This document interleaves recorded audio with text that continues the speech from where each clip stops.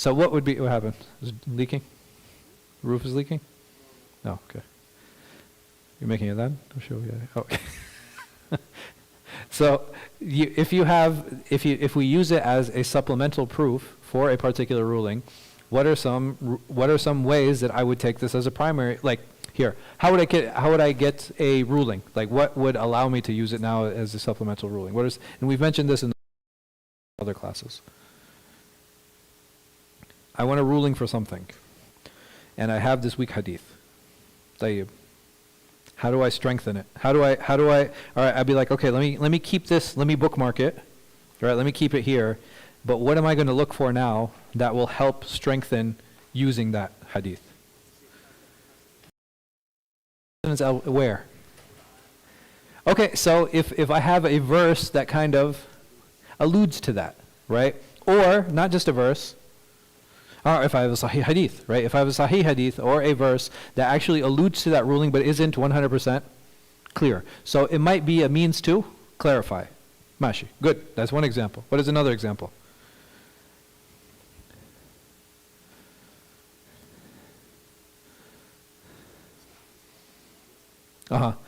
So if it's like an ijtihadi issue and there are two possibilities from that ijtihad that I can take, or two rulings I can take it out, and this will help one of those opinions, what will happen? I can use it in that situation.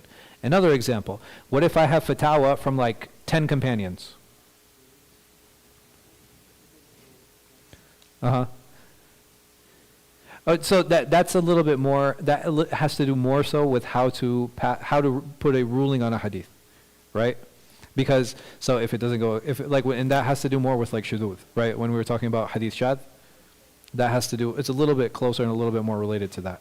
But in this situation, if I have, for example, I have 10 companions and they say that the ruling on this is haram, and now I have a weak hadith that agrees with that, is that a good reason or no?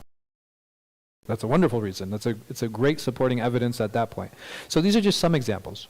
Right, these are some examples that kind of give us an idea on where weak hadith can be used. So saying that, going back to what Abu Dawud said, and the thing is, why wasn't Abu Dawud just clear?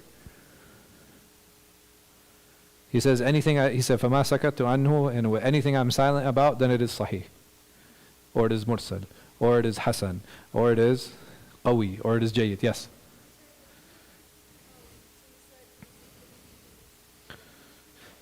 As a supporting proof. As a supporting proof. So like the last 5 minutes. It's okay. You go back to the video and watch it, and if it's not clear, then you can ask next week, inshallah. Okay? Not that I dislike repeating, but like I spent a lot of time explaining it, supporting proofs.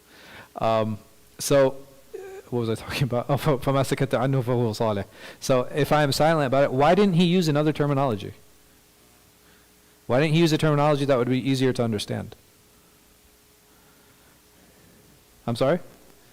He was vague on purpose. He didn't want us to understand. He was like, I'm not really sure why I put these hadith here myself. In my book. Huh?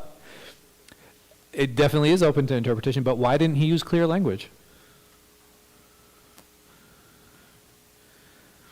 Was muṣṭalaḥ finalized by this point? Was hadith terminology finalized up until this point?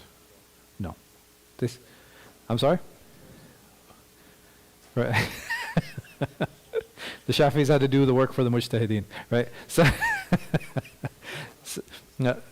right. So here, one of the reasons is because the hadith terminology isn't agreed upon up until this point, right? You don't have a consensus of how certain terminology is going to be used. The only two terms that were used universally were what?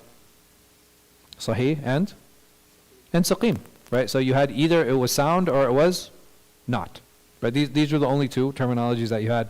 Did you have other terminologies being used? Yes. You had qawi, you had jayyid.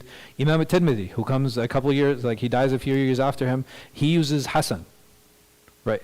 But it's not the way we use hasan today. So and why is that? Because hadith terminology had not been finalized up until this point. Like you had scholars still speaking about hadith in different ways, in different understandings, using wordings that were easy for them to express what it was that they intended. So what we can do now, coming later, is a few things. So now if I want to understand what Abu Dawud meant, what would I do?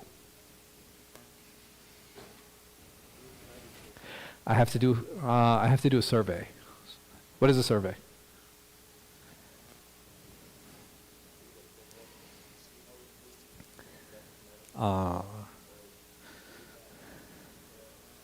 So basically what I would have to do is I have to go take all of the hadith of Abu Dawud and do what? Or a cross-reference study. Basically I have to do a study of each one of the hadith that he was what? So he was actually silent about. So I have to gather all of the hadith in Abu Dawud, and I would have to determine the ones that he didn't say anything about. And how would I determine whether he did or he didn't speak about a hadith? Not the muqaddimah. Right, at the end it'll say it, and in order to make sure that he actually said or didn't say something, what do I need to do? Right, so I have to go to, this is where manuscripts come in. So manuscripts are actually handwritten copies of Abu Dawud, and what I would have to do is I would have to take a few of these manuscripts and I have to compare them and make sure that Abu Dawud didn't what? That he didn't say anything. After I do that, I can now take out all of those hadith, and what I can do is I can study the asanid, I can study the chains of narration, and it will help me what? Come to the conclusion on what Abu Dawud meant by Salih. Make sense? So is there room for research still within hadith? Absolutely. There's actually a lot of room for research in hadith, and it's definitely required. So these are some of the ways and these are some of the means that are expressed or have been expressed, and it's important for us to kind of keep this in mind. So over here, Abu Dawud, he actually has organized his book into books and chapters. And here he has collected all of the sunan, right? He's collected all of the hadith that have to do with rulings in his compilation. So Abu Dawud, Sulaiman ibn al-Ash'ath, ibn Ishaq, ibn Bashir, ibn Shaddad, ibn Amr, ibn Imran al-Azdi, al-Sijistani. Azdi, so he was what? He was Arab or not Arab? Azd was a very famous Arab tribe. So he, rahimahullah, was actually Arab, but he was in Sijistan. Sijistan, we showed the map, I think last time, right? Okay, do I have a map here? Yes, I do, alhamdulillah. Assalamu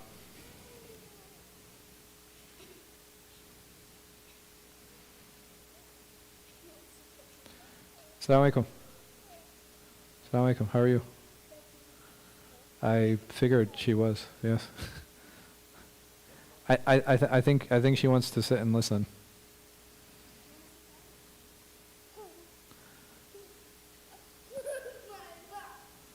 Okay. So he studied, he was from Sijistan, which is in Khurasan. Khurasan is in modern day Afghanistan. So if we wanted to look on the map, and we'll show it inshallah, he was actually from modern day Afghanistan. He was from the Azd tribe, and the Azd tribe is from Yemen. Also very famously, which tribe was from Yemen that we are familiar with? It has to do with the biographical history of the Prophet ﷺ. Huh? Ismail. Ismail came in contact with which tribe? The Yemeni tribe of Jurhum. So the question then comes, is that the Prophet ﷺ, he was from the sons of Ismail, and Ismail was he Arab? طيب. So he began to travel seeking a hadith at a young age. And he reached Baghdad in 220 when he was 18 years old. What is the common theme that we're seeing amongst the Muḥaddithīn and the scholars of hadith? Right, traveling for sure, right? They traveled quite a bit. What else? Baghdad is a big center of knowledge by this point. And they started very young, right? So these are three major characteristics that we see in all of these scholars, that none of them started their journey very late. They started seeking knowledge when they're early. Why is that? Why is it that we learn when we're early? Why not wait until we get older?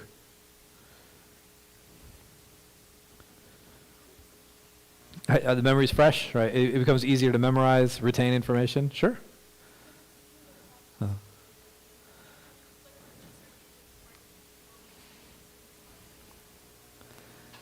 Okay, so like your mind is still imprintable. I'm sorry, what did you say? You have more time. All right, that's something that's really important. Why do I have more time when I'm young? Because I don't have any responsibilities, right? And that's what it essentially boils down to. Usually the younger we are, the less responsibilities that we have. And when we have less responsibilities, we have a lot of time. And because we have that time, we can also go out, we can seek knowledge, we can do all of these different things. But also, when we're younger, we're willing to take more risks. Yes? Soy son. Yes. Your youth, right? Before you get old. Absolutely. So here, it's very important, again, to keep in mind, like there's this theme of being young and seeking knowledge and doing a lot of these things is because of this lack of responsibility that's there when we are young. So where did he travel to? He traveled to Khorasan, Iraq, Hijaz, Sham, Masr, Nisapur, and he also studied with Imam Ahmed. So Sajistan is here. Where did he not go? So we miss this section, right? Right, he didn't go north. He traveled straight to Baghdad. So did he miss much by not going north? Why? Because all these people, where did they go? They went to Baghdad. Like a lot of these scholars, many of these scholars, they ended up at some point. But who keeps playing with the lights? Why? You asked them to turn them on? Okay. I was like, just keep them on or off. Yeah. So a lot of them traveled to Baghdad, and going to Baghdad, it was a major center of knowledge. Why? Because it was the capital, right? It's the capital. If, in general, historically, the biggest city was going to be what? Right, the capital. Is that true today? To some extent, and in some places. Washington, D.C., is it the biggest city in the United States? No, but like by far, it's not the biggest, but it's not the biggest city at all, even though it is the capital. Even the capital of states, right? So is Richmond the biggest city in Virginia? I don't know what the biggest city is, honestly. Virginia Beach is the biggest? There you go. So Virginia Beach, where's Os when you need it, man? So the Virginia Beach is the biggest city in Virginia, even though Richmond is the capital. And they're just like what, like things like 2-3 hours, right? Virginia Beach to Richmond, something like that. So historically, though, the capital was usually the biggest place. And why? Why historically do you think the capital would be the biggest place? Okay, trade can definitely be a part of it. What is even a bigger part of it? I'm sorry? Government's there, right? So the government is there, and usually the best jobs were from the government jobs, right? Even today, like if I want a job where I can't get fired, who am I going to work for? The government. If I want good benefits, if I want good benefits, I get, right? I can steal like luggage and nobody will care. So like you have, sorry. So this is something that, again, it's not a modern day phenomenon. This is something that's happened historically, that people worked in government because government were very stable. They were generally well-paying, and these tended to be the centers for these things. So 2 out of the 4 imams were from Baghdad. 2 out of the 4 imams were from Baghdad. Who? Imam al-A'zam, Abu Hanifa? So 3. Malish, Shaykhi. Ahmed, what? Come on, man. Shafi. No, wait, what is it? It was just one. Abu Hanifa was from Kufa, man. Yeah. Well, Shafi wasn't from Baghdad, sah. Well, but he spent, so Imam Shafi and Imam Ahmed, they spent a lot of time in Baghdad. I'm sorry, I should correct that. They spent a lot of time in Baghdad. Again, centers of knowledge. And from there, you have like Dimashq, you have Egypt. He went to Hijaz, he went to Medina and Mecca. These were all major centers of knowledge. What place did we not see many of these scholars travel to? All the ones that we've seen so far. Yes. They didn't go to Yemen. Oh, Fahmi. Paying attention. MashaAllah. Allah Mubarak. They haven't gone to Yemen. Right, they hadn't gone to Yemen, even though there were scholars who were in Yemen, but for whatever reason, there wasn't a lot of continuation down into Yemen.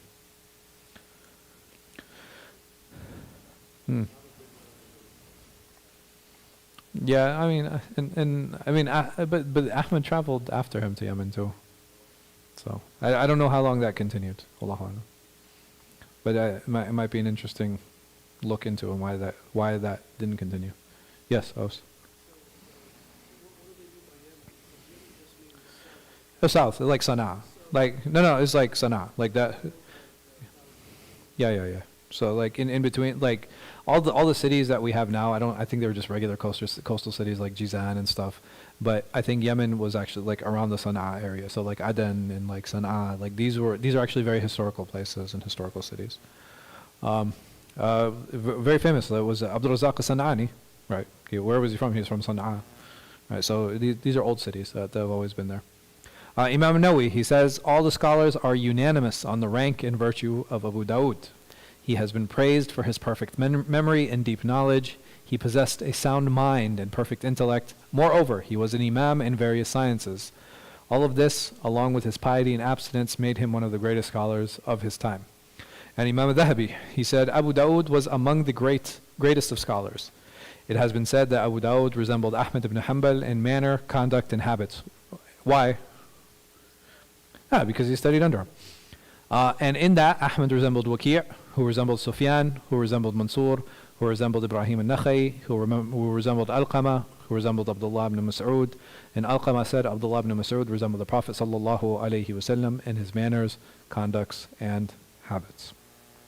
So again, this idea of piety, this idea of deep memorization, this idea of being focused, this idea of being dedicated is a commonality that we find amongst all of the scholars of Hadith. Why? Because it was in their pursuit of loving the Prophet Muhammad sallallahu alaihi wasallam. So this is also a mention of one of his fada'il, or one of his virtues. Basically what had happened was that Imam Abu Dawud, he was on one bank of the river, and across the river he saw what? Right, he saw somebody sneeze. Right, he saw someone sneeze. And say Alhamdulillah. So he hired a boat for a dirham, right? So like dirham is like it's a gold coin. So he paid the gold coin to cross the river just to tell the brother, Yarhamakallah. May Allah have mercy on you, right? Because why? It's from the rights of the Muslim. On returning, when he was asked about this action, he answered, it is possible that the person who sneezed was one whose supplications are readily accepted by Allah. That night, everyone on the ship heard a voice in their sleep calling out, O people of the ship, Abu Dawood has purchased his Jannah from Allah subhanahu wa ta'ala for 1 dirham. Allah Akbar. So, and I think this brings an important point also, in that we don't know what actions Allah subhanahu wa ta'ala is going to accept from us. Like, we don't know what deeds He'll accept from us. We hope and we pray and we ask Allah subhanahu wa ta'ala to accept our deeds, Ameen.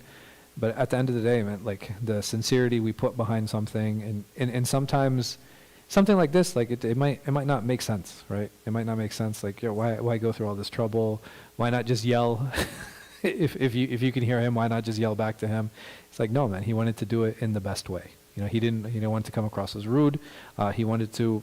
Whenever we do actions, we should try to do them in the most perfect and the most befitting and the best way possible, in hopes that Allah subhanahu wa ta'ala will accept them.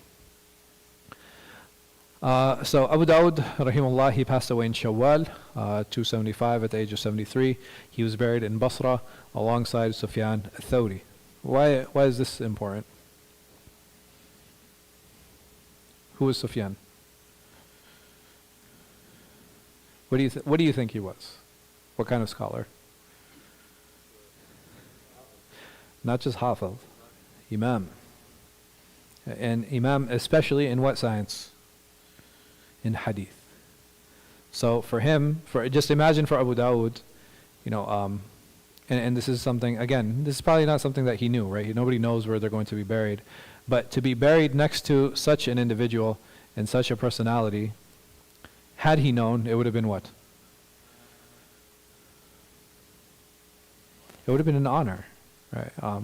Even when, so like when we pass, a lot of times we hope to be buried next to who? I'm sorry? The Prophet ﷺ? I think those spots are taken. All right, the people that we love, right? We want to be near those people that we love, even though, right, even though they're just bodies. But this idea of being close in proximity to people who we love, this is not a strange concept or a strange idea. So for him to be next to an imam of that caliber, this is someone he clearly loved, radiyallahu anhu wa rahimahu. Yes. I don't know. I'll go back, inshallah. I'll go back and I'll check. I'm sorry? Where?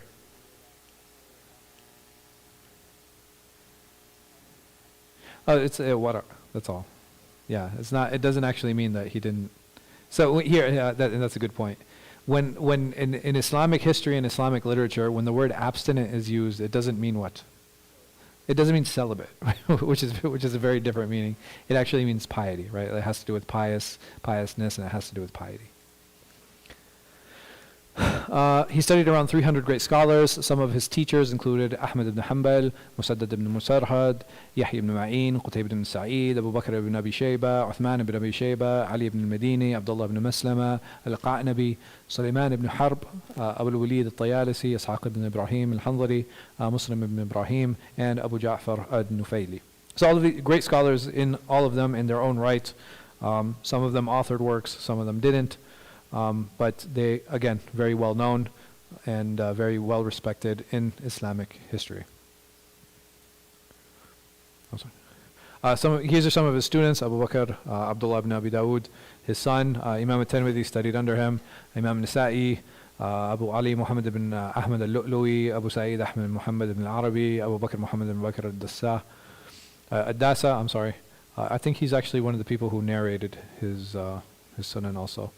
Abu Isa Ishaq ibn Musa al-Ramli, Abu Bakr ibn Abi Dunya, Abu Tib, Ahmad ibn Ibrahim ibn al-Ashnani al-Baghdadi, Abu al-Hasan Ali ibn al-Hasan ibn Abd al-Ansari, Abu Amr, Ahmad ibn Ali ibn Hasan al-Basri, and Ahmad ibn Hanbal. Ahmad was his teacher, but he also narrated one hadith from him. So this is very interesting. And it's not strange to have a student narrate from the teacher. The teacher narrate from the student. Why do you think a teacher would do that? Or to show the status of the person who he's narrating from, to show respect. And also, it's possible that the hadith he's narrating from him, he himself, he didn't have it. And it's a sign also of their sincerity, right? It's a sign of their sincerity. It's a sign of their tawadu, right? It's a sign of their humility, that they have no problem narrating from their students. Like, it doesn't matter where the knowledge comes from, as long as, like, in this, again, a sign of their sincerity and piety. Abu Dawud compiled the Sunan. Ibrahim al-Harbi said, hadith was made supple or easy for Abu Dawud, just as hadith was made easy for the Prophet Dawud. Right? So again, it's just it's a nice way and a nice ibara or a nice expression on how Abu Dawud and how he dealt with the knowledge of hadith. When the Sunan was read out loud to Ibn al-Arabi, he commented, if a man had nothing with him except the book of Allah and this book, he would need absolutely nothing else to go along with them. And again, it's a bit of a slight exaggeration, right? Slight exaggeration, but it's to show the status of Abu Dawud's Sunan. So he doesn't do hadith clusters like Imam Muslim did. He would mention one, maybe two hadith in his Sunan. And the reason for that is, again, the idea is it's more hukm focused, right? It's more ruling focused than it is hadith focused. And the idea was, okay, I'm going to bring all of these rulings, and then I'm going to bring all the hadith that support those particular rulings. Sometimes he would summarize longer hadith. So if a hadith was very long, he would take the sections that were appropriate in order to to bring the fiqh or to bring the ruling outside of that. He includes several mursala hadith, and sometimes he would do that. So sometimes if there's a hadith that he found to be weak, he would mention it. There are only two times or two instances. I don't mean to, like, there are two situations, that's a better way of expressing it. There are two situations where he doesn't mention the weakness. So we said, even though mostly when he doesn't mention anything about a hadith, he feels it to be what? Salih, right? He feels it to be sound, except if it's extremely weak. So these are two these are two situations. And what are some ways that we knew or we know that it's extremely weak? He'll mention a chapter heading, and then he'll bring a hadith that is what? Contradictory, right? So he'll bring a hadith that's contradictory to the chapter heading to show the weakness in that particular hadith. So there are some instances and there are some indications to show weakness in a particular hadith if he doesn't mention the direct reasoning for that. And which is why we'll find, some of these cut chains. And we'll find some of these mursal chains because he knows and he expects the reader to know that these hadith are also weak. He didn't use a hadith from matruk narrators or abandoned narrators because these would be completely rejected. They would be considered fabricated, right? They would be considered fabricated. And if there are, like he actually mentions in a few instances.